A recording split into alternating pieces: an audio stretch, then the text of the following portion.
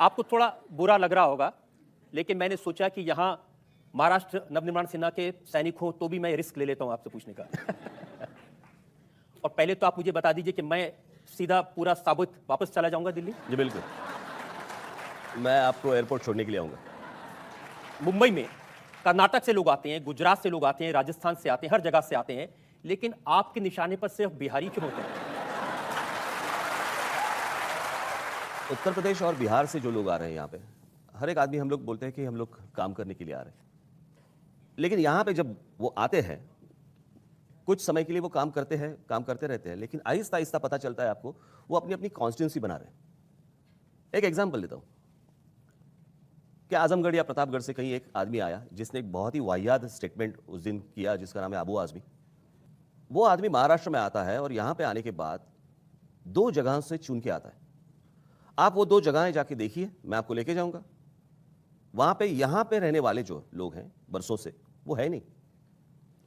वो उत्तर प्रदेश से आए हुए जो कुछ लोग हैं जिनको वहां पे बसाया गया है, उनसे वो चुन के आते हैं।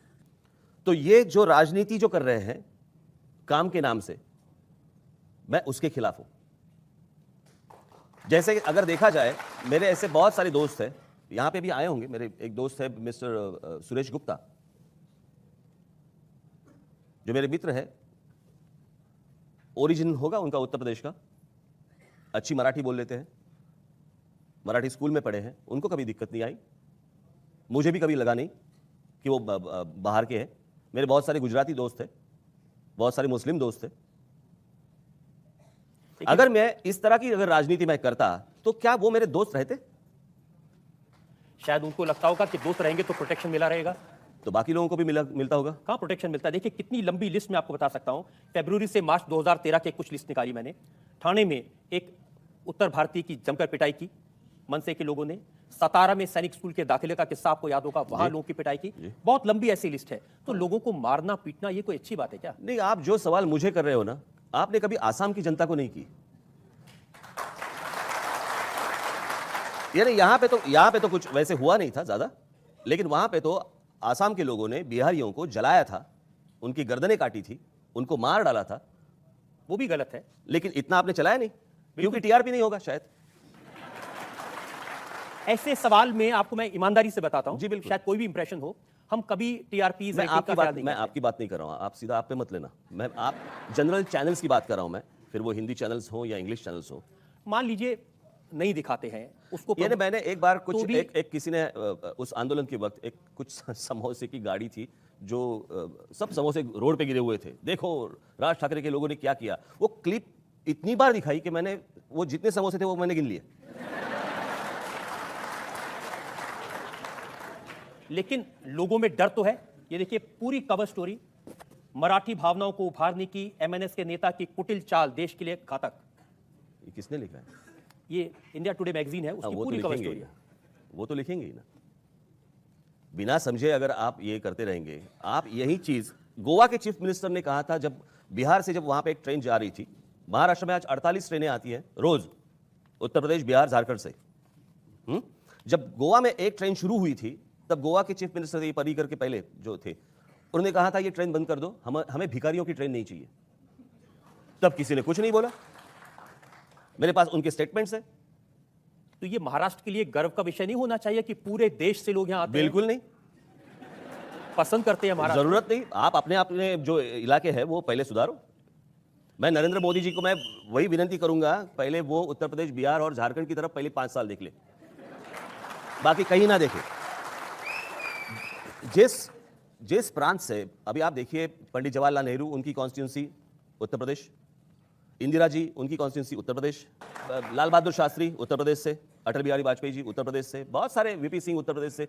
इतने प्राइम मिनिस्टर्स जिस स्टेट से आज तक हुए हैं, उस स्टेट से लोग काम के लिए बाहर निकल रहे हैं, वो कोई अच्छी चीज नहीं है। अगर इतने प्रधानमंत्री वहां से जाने के बाद अगर वहां के लोगों को अगर रोजगार नहीं मिल रहा है और रोजगार के लिए वो अगर बाहर निकल रहे हैं, वो शर्म की बात है। और उनका पूरा बोझ महाराष्ट्र क्यों ले ले? और अगर महाराष्ट्र को अगर ये बोझ उठाना है तो एक्स्ट्रा पैसे दे दे। लेकिन अगर वहां से काम करने के लिए यहां लोग आ जाएं, तो आप उनको क्रिमिनल कहेंगे, आप उनको अपराधी कहेंगे? आप पुलिस स्टेशन में जाइए, पुलिस रिकॉर्ड्स देख लीजिए, और लास्ट 10 साल में, 15 साल में आप क्राइम रेट महाराष्ट्र का देख लीजिए, और उसमें सबसे ज्यादा कौन लोग हैं वो भी आपको पता चलेगा। मैंने थोड़ी रिसर्च की थी। ये मुझे मालूम होता तो मेरी रिसर्च भी मैं लेके आता। मुंबई पुलिस की वेबसाइट पर तो नाम नहीं है, लेकिन नागपुर और पुणे की जो पुलिस की साइट्स हैं उस पर जो जानकारी है, और मैं कोई बहुत एक्सपर्ट नहीं हूं सरनेम के मामले में, लेकिन ये नाम है गवली, कांबले, मंजलकर, शिंदे, ये यूपी बिहार के तो नहीं लगते नाम। देखिए, हर एक स्टेट में तो इस तरह के लोग तो होते ही है, हर स्टेट में जाएंगे तो आपको मिलेंगे, लेकिन परसेंटेज किसका ज्यादा है? जैसे आप जब क्रिमिनल्स देखते हैं तो आपको मराठी पहले दिखाई दिए होंगे, मैं जब देखता हूं तो मुझे यूपी बिहार के पहले दिखाई देते हैं। और बात किसी के रहने या ना रहने की नहीं है।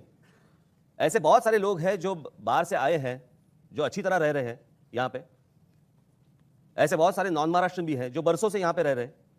जब आप ऐसी बातें कहते हैं ना, तभी नीतीश कुमार को कहना पड़ा ये सिरफिरा है। अभी मैं क्या बोलूं? बिहार की स्थिति आपको भी मालूम है वहां पे क्या है। ये नीतीश कुमार जब पहली दफा चीफ मिनिस्टर बने तो उन्होंने 50,000 क्रिमिनल्स को पहले अंदर डाल दिया। यानी 50,000 तो थे, ये तो था ना। ऐसी स्थिति तो खराब थी, बिल्कुल बिल्कुल। तो वहां से अगर यहां पे क्रिमिनल्स आ रहे हैं, उनके खिलाफ अगर मैं कुछ बात कर रहा हूं तो आप मुझे सरफिरा कह रहे हैं। उन्होंने कहा ये इन लोगों की आदत है, ये 4-5 लोगों को पीट करके उनका वीडियो बनाते हैं, उसका प्रचार करते हैं, टीवी पर दिखाते हैं और लोगों को डराते हैं। बहुत दूर है वो स्टेट, नहीं मालूम उनको देश कहां जा रहा है। आप ही के चैनल वाले लोग होते हैं ना, मैं क्यों वीडियो निकालूं? लेकिन बिहारियों से इतनी ज्यादा नाराजगी क्यों? बात बिहारियों की नहीं है, आप समझ लीजिए। बात यह है कि मैंने कल ही परसों किसी को कहा था कि देखिए, मुंशी प्रेमचंद जी अगर आएंगे, हरिवंश राय बच्चन जी अगर आएंगे, राज ठाकरे रेड कारपेट डाल देगा।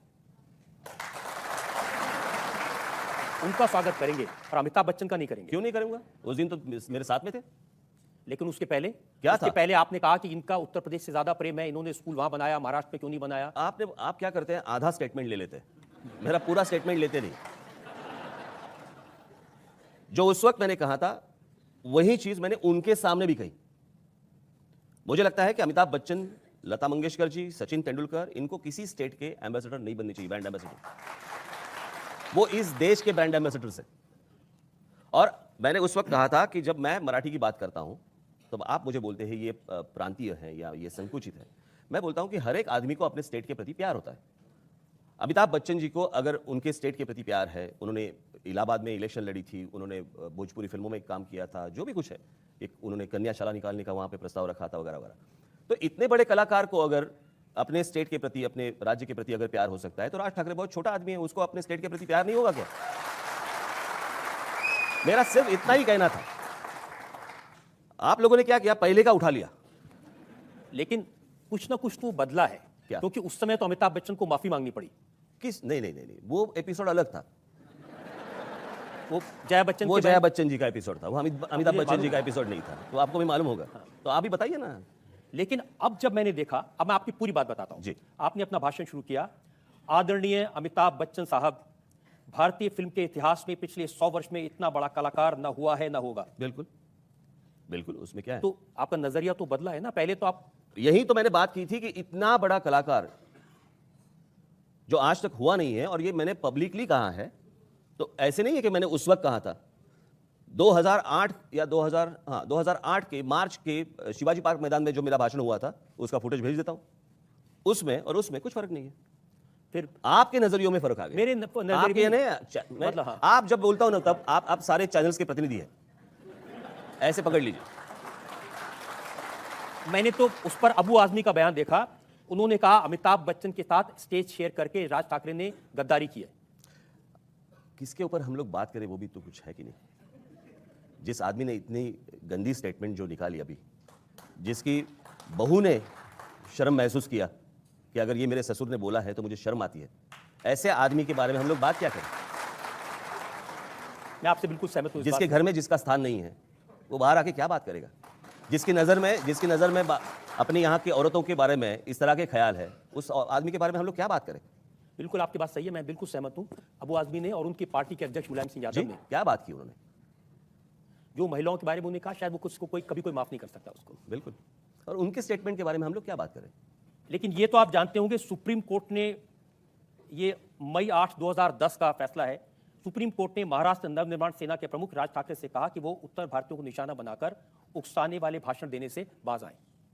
क्या है अभी सुप्रीम कोर्ट में कौन सी मेरी फुटेज गई है मुझे नहीं मालूम। बहुत बार ऐसे होता है कि मैं यहाँ पे मराठी में एक चीज़ बोलता हूँ जहाँ पे बहुत सारे हिंदी और इंग्लिश चैनल्स पे उसका ट्रांसलेशन गलत तरीके से दिखाते हैं। मैं आपको एक बात बोलता हूँ, यहाँ पे एक लड़का है, आज भी है, वो एक चैनल में काम करता है। जब मेरा भाषण एक जगह पे हुआ था, उसके बाद मैं ऐसी कुछ चीज़ मैंने कही थी और वहाँ पे चैनल पे वो जो एंकर लड़की थी वो कुछ गलत बता रही थी। वो लड़के ने उसको फ़ोन करके बताया कि आप गलत बता रही है, उन्होंने ऐसे नहीं कहा है। तो उस लड़की ने कहा, शट अप, तुम तुम्हारा काम करो, हम हमारा काम करेंगे। इसका मतलब क्या है? ये ठीक नहीं है। तो अगर मैं जो बोल रहा हूं, अगर गलत तरीके से ट्रांसलेट करके अगर आप दुनिया को दिखा रहे हो और उससे अगर आप समाज में या दो स्टेट्स में या और जगह पे अगर झगड़ा लगा रहे हो, वो भी तो गलत है। मेरा एक पॉइंट ऑफ व्यू है, पहले आप समझ लो। ये आज आपकी अदालत में आपको इसीलिए बुलाया कि आपका पॉइंट ऑफ व्यू जनता के समझ में आ जाए, और मैं ये दावे के साथ कह सकता हूं कि आपने जिस सफाई से बगैर किसी सवाल को टाले जवाब दिए, मुझे लगता है कि जनता को जरूर समझ आया होगा कि बिहार के मामले पर, उत्तर प्रदेश के मामले पर आपका स्टैंड क्या है। मैं क्यों गुस्सा करूं बिहार के ऊपर और यूपी के ऊपर? कुछ लोग यहाँ पे जो आते हैं, अगर वो वहां से है और यहाँ पे अगर दंगा मस्ती करते हैं, बहुत सारे अच्छे भी लड़के आते हैं, अच्छे परिवार के भी लोग आते हैं। उनको पूछिए कभी राज ठाकरे ने या राज ठाकरे के लोगों ने उनको कभी परेशान किया है? लेकिन जिस तरह से जो लोग रास्ते पे आके, अभी पकड़ लीजिए उस दिन जो मोर्चा निकला था आजाद मैदान पे, बराबर, वहां पे कुछ मुसलमानों ने मोर्चा निकाला था। उसके बाद फिर वो पुलिस को मारा, फिर वो जो लड़कियां थी, पुलिस कांस्टेबल्स थी, उनको अंदर खींच के जो भी कुछ किया उन्होंने, आपको मालूम होगा। जब सर्वे किया, पता चला कि मुंबई महाराष्ट्र के रहने वाले मुस्लिम नहीं थे वो, उसमें से बहुत सारे बांग्लादेश के थे। और ये जब आते हैं तो थ्रू बिहार, थ्रू उत्तर प्रदेश, वहां से आते हैं, क्योंकि रास्ता ही वही है। अभी बांग्लादेश से आना है तो आप केरला से स्टार्ट नहीं कर सकते ना। तो यहां का जो आप देखिए ना, यहां पे जो कभी कभार जो हिंदू मुस्लिम राइट्स होते हैं, आप देखिए जहां पे महाराष्ट्र का मुस्लिम रहता है, महाराष्ट्र का मुसलमान जहां पे रहता है, आपको वहां पे राइट्स दिखाई नहीं देंगे। ये आजाद मैदान की जिसका जिक्र कर रहे हैं, वहां पर बहुत सारे मीडिया कर्मियों की भी पिटाई की गई जी थी। बिल्कुल, ओबी वैंस को जला दिया गया था। तो आप पुलिस को पूछिए वो थे कौन? महाराष्ट्र में रहने वाला जो आदमी रहता है, उसका घर यहां रहता है, उसका परिवार यहां रहता है, उसका काम यहां पे रहता है, उसको कोई जरूरत नहीं है ऐसी हरकत करने की, वो कभी करेगा भी नहीं। जो बाहर से आते हैं वही ऐसी हरकतें करते हैं। तो इसका इलाज ये है कि उत्तर प्रदेश में, बिहार में ऐसी डेवलपमेंट की जाए कि लोग वहां से यहां आने के लिए, तरीका तो वही होगा ना, और क्या होगा? तो जो महाराष्ट्र के बड़े बड़े उद्योगपति, उनको कहिए वहां कुछ उद्योग लगा दें जाके। टाटा भी तो गए थे वहां पे, जमशेदपुर में, कब पहुंचे वहां पे। लेकिन वहां की स्थिति ऐसी है कि कोई इंडस्ट्रियलिस्ट वहां पे जाने के लिए डरता है, क्योंकि इंडस्ट्री निकालने के पहले ही उनको प्रॉफिट चाहिए। बाकी लोगों को कौन सा इंडस्ट्रियलिस्ट देगा? तो मुझे लगता है कि एक प्रधानमंत्री के नाते नरेंद्र मोदी जी वहां पे ध्यान दें, वो 3-4 स्टेट के ऊपर, और उनको अच्छा बनाए, ताकि बाकी जो स्टेट्स हैं उनका बोझ कम हो जाए और झगड़े भी कम हो जाए।